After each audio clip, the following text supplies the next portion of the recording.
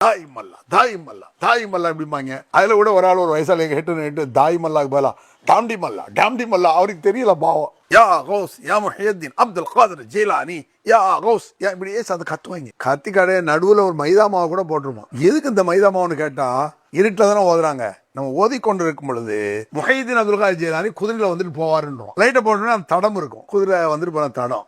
முஹியத்தீன் அப்துல் காதர் ஜீலானி பிறப்பதற்கு முன்னால் தாய் வயிற்றில் இருக்கும் பொழுது அம்மா ஏதோ ஒரு பயணத்தில் போனாங்களோ வீட்டில் இருந்தாங்களோ தெரியல. அதில் சம்பவத்தில் சொல்லுவாங்க, ஒரு திருடன் இறங்கிடுறான், வந்துடுறான் வீட்டுக்குள்ளேயோ போற வழியிலையோ. திருடன் வந்து மிரட்டும் பொழுது முஹியத்தீன் கர்ப்பத்தில் உள்ள இருக்காருல்ல, பிறக்கிற தருவாயின்னு வச்சுக்குவோம். நம்ம அம்மா திருடங்க சுத்திட்டாங்களேங்கிற கோவப்பட்டு உள்ள இருந்து பயத்தை கிழிச்சுக்கிட்டு வெளியே வந்து திருட்டு பயிரோட வெட்டி வீழ்த்தி சாடிச்சு கொண்டுட்டு திருப்பி பொசுக்கும் உள்ள போய் உட்கார்ந்துட்டாரு. இப்படிங்கிறத ஆலிம் சங்க பேசுவோம். அப்போ இதை மட்டுமா பேசுவோம். மேராஜில் ரசூல் ஸல்லல்லாஹு அலைஹி வஸல்லம் அவங்க போகும் பொழுது அல்லாட்ட ரசூல்லா மேராஜில் பேசும் பொழுது அல்லாஹ் சொல்லணும், ஏ முகமது மெதுவா பேசு. என்ன இல்ல தொட்டில்ல முஹிதீன் அவங்க தூங்கிட்டு இருக்காங்க, என்ன சத்தமா பேசுறாங்க, மெதுவா பேசு. எங்களுக்கு அப்படிலாம் பேச நம்புற அளவுக்கு சொல்லுவாங்க. அல்லாஹ்க்கு புள்ள இருக்கா காட்ட பாக்குறான். ரசூல்லா விட கூட இல்ல, அல்லாவுக்கு குழந்தை இருக்குது. அது எவ்வளவு மோசமான விஷயம் அது. அப்ப இது அவ்வளவு மோசமா நமக்கு தெரியல, பக்தியில பாக்குறோம். அப்படியெல்லாம் சொன்னவங்களுக்கு இந்த மாதிரி முஹிதீன் ஜீலானி வயிற்றுல இருந்து வெளியே வந்து கொலை போனாருங்கிறதெல்லாம் நம்பியே நம்பாமல் இருக்கிற நேரம் தான். அஸ்ஸலாமு அலைக்கும் வரஹ்மத்துல்லாஹி வபரகாத்துஹு. தமிழகத்திலே 35 ஆண்டுகளுக்கு மேலாக ஏகத்துவ பிரச்சாரம் அனல் பறந்து கொண்டிருக்கின்றது. இந்த பிரச்சார பயணத்திலே கடுமையான நெருக்கடிகள், கடுமையான இன்னல்கள், கடுமையான பிரச்சனைகளை ஏகத்துவ சகோதரர்கள் சந்தித்திருக்கின்றார்கள். மௌலூது என்று சொல்லக்கூடிய இணை வைப்பு கொள்கையும் கடந்த 35 ஆண்டுகளுக்கு முன்னால் மிகப்பெரிய அளவிலே வீரியமாக நடைபெற்று கொண்டிருந்தது. தௌஹீத் ஜமாத்தை சேர்ந்த மார்க்க அறிஞர்கள் ஒரு முடிவுக்கு கொண்டு வரக்கூடிய கடுமையான பிரச்சாரங்களை மேற்கொண்டார்கள். அந்த அடிப்படையிலே மௌலூதிலேயே ஊறி இருந்த சகோதரர் அப்துர் ரஹ்மான் ஃபிர்தௌசி அவர்கள், நீங்கள் எல்லாம் அறிந்த ஒருவர், அவர் மௌலூது குறித்து கடுமையான பிரச்சாரங்களை தமிழகத்திலே மேற்கொண்டிருந்தார். அவர் கடந்து வந்த பாதைகள், இந்த ஏகத்துவ பிரச்சாரத்தில் ஏற்பட்ட இன்னல்கள், இதனால் மக்கள் சந்தித்த பிரச்சனைகள் என்ற நிறைய கேள்விகள் இருக்கின்றது. இந்த கேள்விகளுக்கெல்லாம் விடை காண வேண்டும் என்பதற்காகத்தான் சகோதரர் அப்துர் ரஹ்மான் ஃபிர்தௌசி அவர்களை நேரில் சந்தித்து ஒரு சிறப்பு நேர்காணல் எடுப்பதற்காக நாங்கள் வந்திருக்கின்றோம். ஆனால் நீங்கள் கடுமையான ஒரு பிரச்சாரத்தை தமிழகத்தில் மௌலூத் சம்மந்தமாக பேசிட்டு வரீங்க. உங்களுடைய இந்த ஆரம்ப காலங்கள், நீங்கள் உங்களுடைய பள்ளி படிப்பாக இருக்கிறோம், நீங்கள் மதர்சாவுக்கு போனது, இதெல்லாம் உங்களுடைய ஆரம்ப காலம் எப்படி இருந்தது? பள்ளி படிப்பெல்லாம் பெருசாக ஒன்றும் படிக்கலை. ஒரு 6 வகுப்பு படித்து முடிச்சுட்டு 7ஆவில் இருக்கும் பொழுது என்னை கொண்டு போய் மதரசாவில் கொண்டு போய் சேர்க்க எங்கள் வீட்டில் முடிவு எடுத்தாங்க. அன்றைய நேரத்தில் சுமார் 45 வருஷம் இருக்கும். என்னுடைய 12-13 வயசு அப்போ. ஆமாம், 12-13 வயசு. அந்த நேரத்தில் எங்கள் வீட்டில், எங்கள் ஏரியாவில் பொதுவாக முஸ்லீம்கள் மத்தியில் எப்படின்னா மதரசாக்களை யாரை சேர்ப்பாங்கன்னா, முதல்ல படிப்பு ஒழுங்காக படிக்காதவன், படிப்பு வராதவன் இல்லை, வரும், படிக்கிறது இல்லை. நல்லதும் படிப்பு வந்தாலும் படித்ததுன பாடம் வரும். மற்ற எல்லா அறிவும் வேலை செய்யுது, படிப்பறிவு மட்டும் படிக்கன்னா ஒரு கசப்பாக இருக்கும். பள்ளிக்கூடம் ஸ்கூல் திறந்தாலே ஒரு கசப்பாக இருக்கும். அதனால் படிப்பறிவு இருக்காது, படிக்க மாட்டான். இன்னொரு காரணம் என்ன, கடுமையான சேட்டை, தருதலை, யாருக்கும் கட்டுப்பட மாட்டாங்க. அப்போவுமே ஒரு பேரே உண்டு. என்ன பேருன்னா, ஊருக்காரனுக்கு ஒரு ஷைத்தான், ஓர் விலைக்கு 9 ஷைத்தான்னு சொல்லுவாங்க. அந்த நேரத்தில் அப்படி ஒரு உதாரணமே இருக்கு. எங்கள் அஜயத்தோட ஒரு ஆள் சொல்லுவார், ஓதுற பிள்ளை திருட மாட்டான், திருட வந்து ஓதுறான் பாரு. அது மாதிரி ஓதுறான் உள்ள திருடன், கள்ள, பொய், பித்தலாட்டம், கட்டுப்படாத, ஊருக்கு கட்டுப்படாதவன், வாப்பா அம்மா கட்டுப்படாதவன், அத்தா கட்டுப்படாதவன், இவனை தான் கூட சேர்ப்பாங்க. அதனால தான் இந்த ஆலிம்களில் பெரும்பாலான ஆட்கள்கிட்ட தரம் இல்லை. இஸ்லாமிய தரம், மார்க்க தரம், ஒரு அறிவு, ஒரு சிந்தனை இல்லை. எல்லாம் சேட்டை இயக்கணும்னு வச்சாங்க. அதில் மிஞ்சி 1-2 நல்லவர்கள், அறிவாளிகள் வருவாங்க. அதனால் நான் படித்ததும் கம்மி தான். மதரசாவுடைய சேர்த்தது காரணமே படிப்பில் அக்கறை இல்லாமல் இருந்தது, சேட்டை ஒரு காரணம். அடுத்து இன்னொன்று ஏழ்மையும் ஒரு காரணம். எங்கள் ஏரியாவில் அப்பவுமே என்ன சொல்லுவாங்கன்னா, மதரசாவில் ஒன்றையும் சேர்ப்போம், நாளப்போ நம்ம பிள்ளைய கஷ்டப்படாது, பாத்தியா மூலதெல்லாம் ஓதி தூட்டு வரும், சாப்பாடு ஓசையில் கிடச்சிரும்.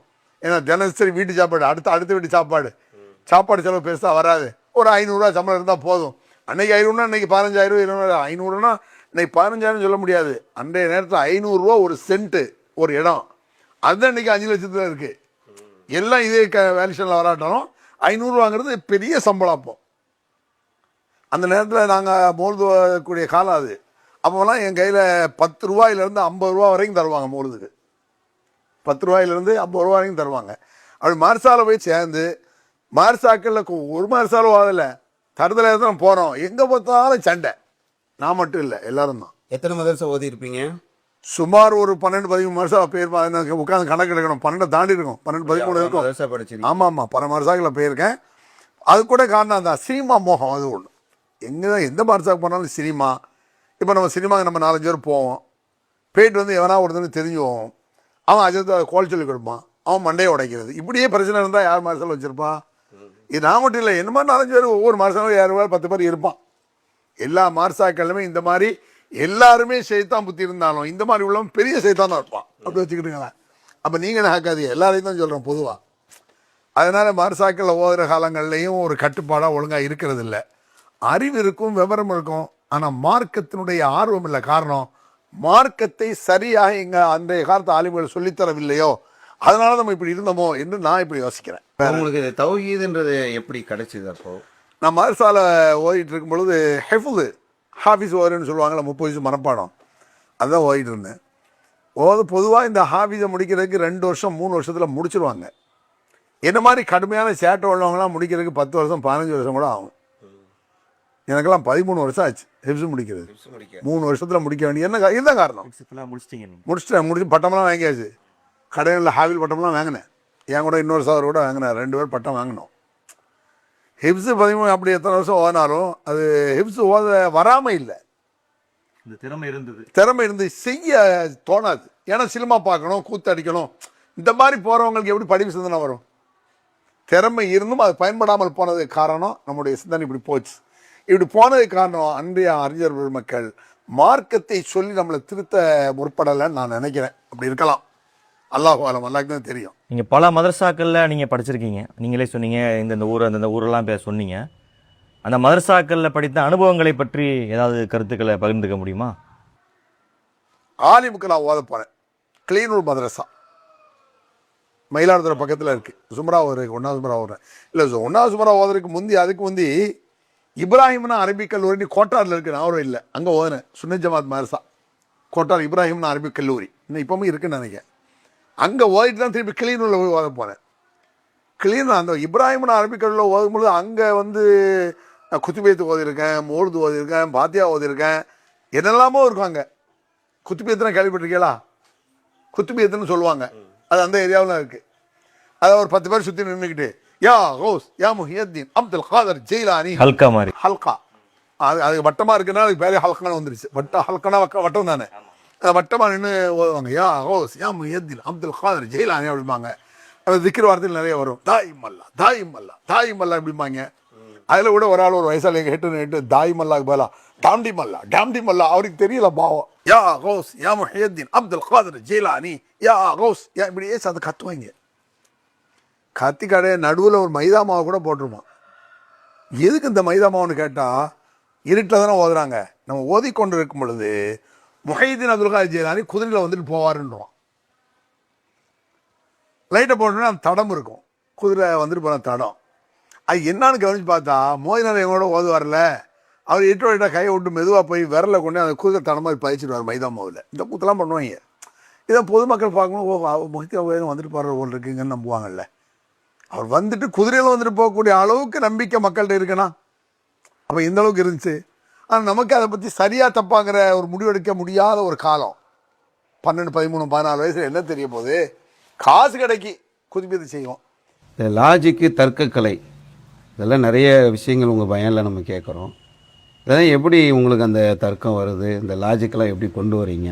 அப்துல்சலாம் ஹஜரத் அவர் உலமாக்கல் சபை தலைவராக கூட இருந்திருக்கிறார். சக்கியமங்கலத்துக்காரர், மதுரை சக்கியமங்கலம்.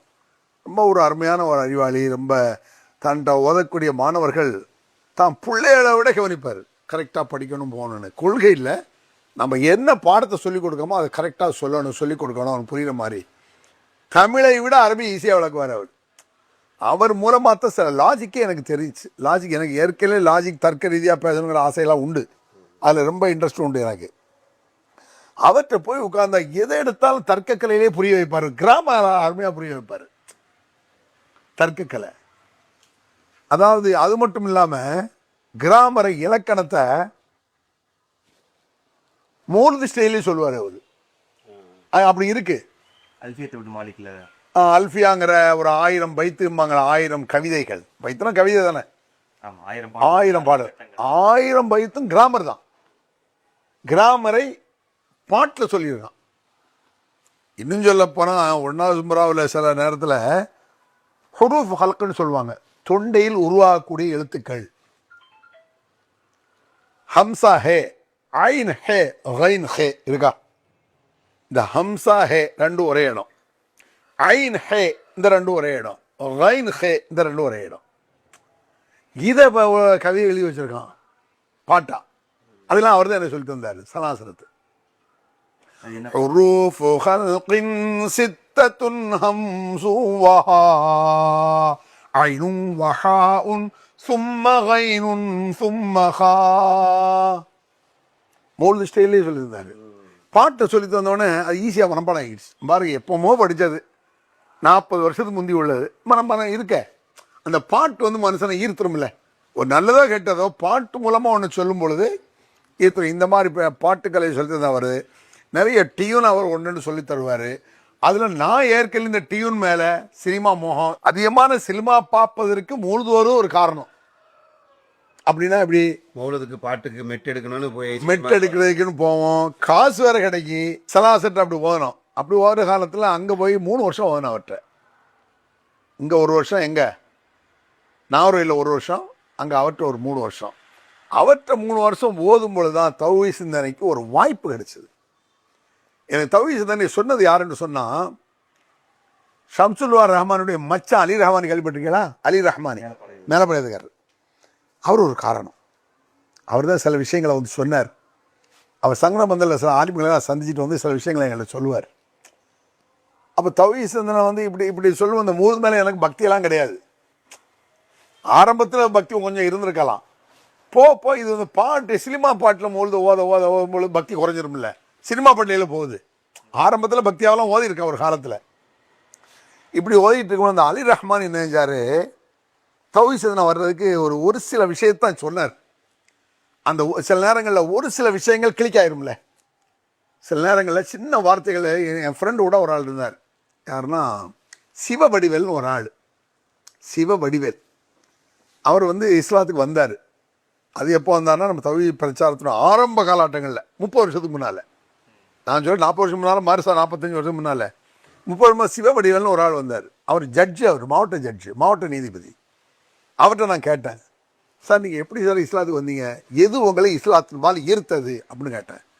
அவர் சொன்னார், லக்கும் தீனுக்கும் வலிய தீன். அதாயா, உங்கள் வழி உங்களுக்கு, எனது வழி எனக்கு. இதை விட ஒரு அழகான கான்செப்ட், அழகான தியரி இருக்க முடியுமா? அப்போ இந்த ஒரு வார்த்தை அவரை இஸ்லாத்து பக்கம் இழுத்துருக்கேன் ஒரு ஆளை. அப்போ தௌஹீத் பக்கம் இழுக்கிறதுக்கு நிறைய வேண்டியதில்லை, சில விஷயங்கள் போதுமானது. அதில் ஒரு விஷயம் என்னன்னு சொன்னால், அலி ரஹ்மான் என்ன சொன்னார்னா, முஹைதீன் அப்துல் காதிர் ஜீலானி கதையை பற்றி அப்போ ஆலிம் சாக்கு மத்தியில் பிரபல்யம், ரொம்ப பிரபலம். நிறைய இப்பவும் கொஞ்சம் இருக்க, ஓரளவு பயந்து பின்வாங்கிட்டாங்க நம்ம கேட்குற கேள்வினால. அப்போ அது பக்தி பரவசத்தோடு சொல்லப்படும் முஹைதீன் அப்துல் காதிர் ஜீலானி கதையை.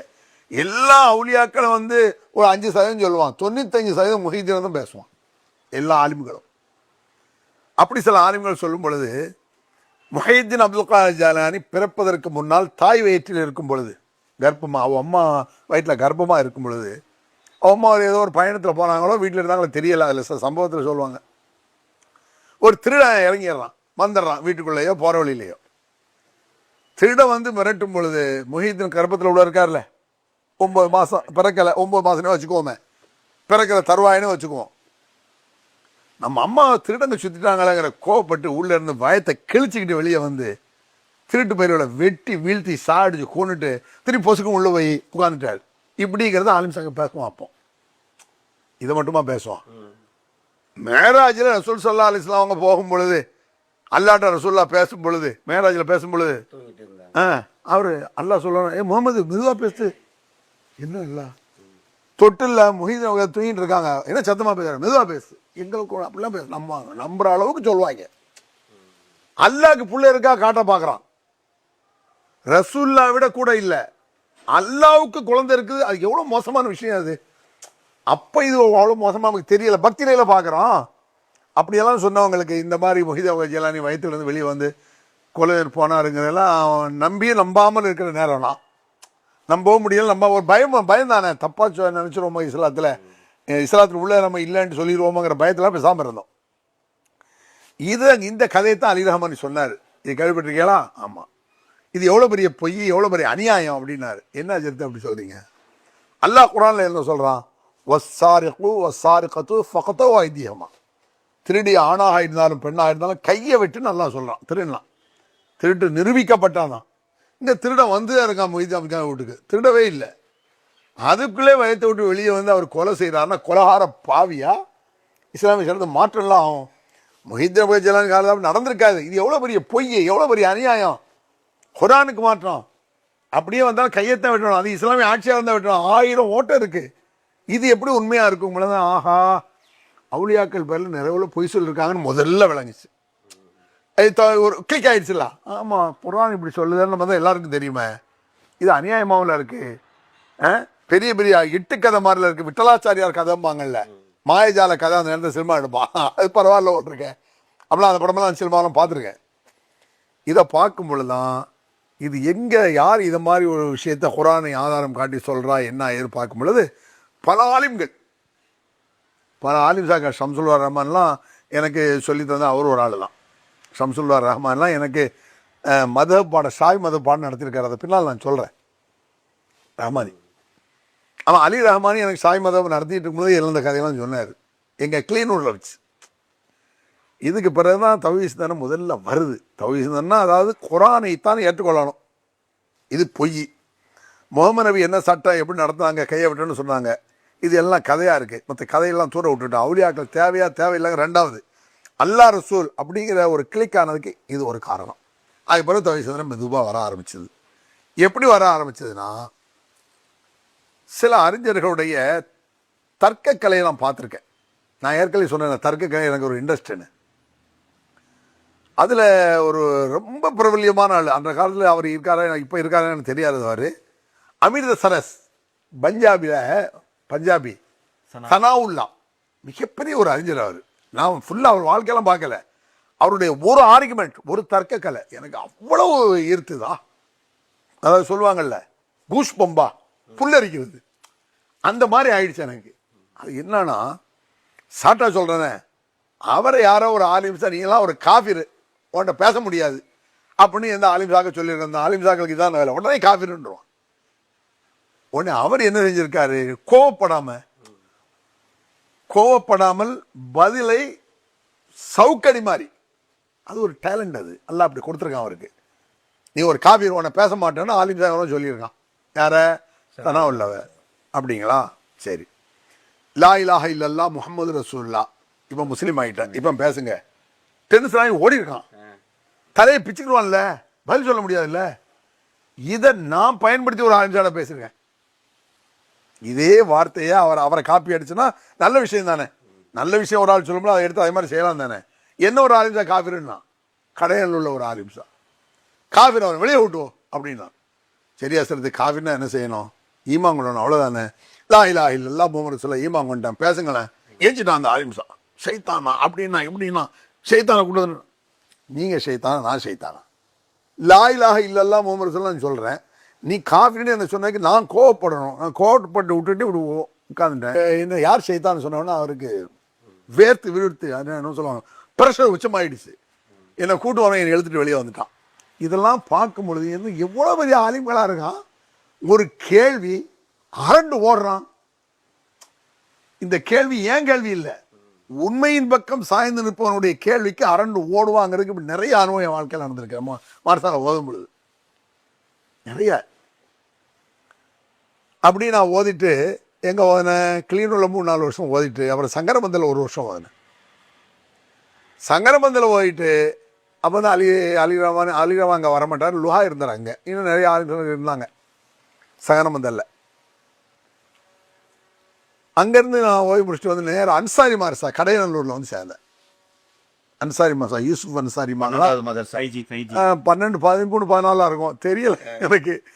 12க்கு மேலே துல்லியமான இப்போ ஓதும் இல்லை, 10, 12, 13 கூட இருக்கலாம். என் அளவுக்கு மர்சால ஓனவங்க ஒன்று ரெண்டு இருக்காங்க, என் ஃப்ரெண்டு இருக்காங்க, நம்ம அளவுக்கு ஓதிருக்காங்க அத்தனை மர்சாக்கள்ல. ஆனால் இவ்வளோ மர்சாக்களில் ஓதி பார்க்கும் பொழுது காலங்கள் கடந்துன்னு சொன்னாலும் இந்த ஆலிம்சாக்கள் ஒன்றுக்காவாத சரியில்லை, உழப்புறான், ஏமாத்துறாங்கிறத தெளிவாக தெரிவதற்கு எனக்கு மிகப்பெரிய அனுபவமாக இருந்துச்சு. எங்கே பார்த்தாலும் பொய், ஏமாத்து, ஆதாரம் கேட்டா கோவம், பதில் சொல்ல முடியாம ஒரு நபி வழியை சொன்னா சந்தோஷமா ஏத்துக்கணும்ல. எனக்கு நீ நபி வழி சொல்றியா, இது ஆணவம். இந்த உதாரணம் சொல்லி ஏமாத்துறது ஆலிம்களை எத்தனைங்கிறத நான் அப்புறமா சொல்றேன். அல்லாஹு அக்பர், அல்லாஹு அக்பர்.